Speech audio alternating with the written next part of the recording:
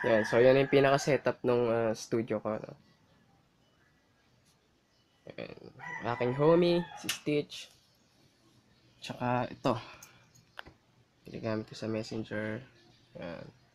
Ako na rin yung mga pang-edit ko. Yung mic, tsaka ito. Ito kasi nilalagay itong phone kasi ito yung ginagawa ko mismo, ano, pang camera. So, ayan na, malapit na ako mag-start. Basta pala mga Valentine's Day ko upload ako. Wala. So, na lang guys. Malapit na tayo mag-start. Gagawa tayo ng reaction vlog. So, yun. Thank you. Like, share, and subscribe.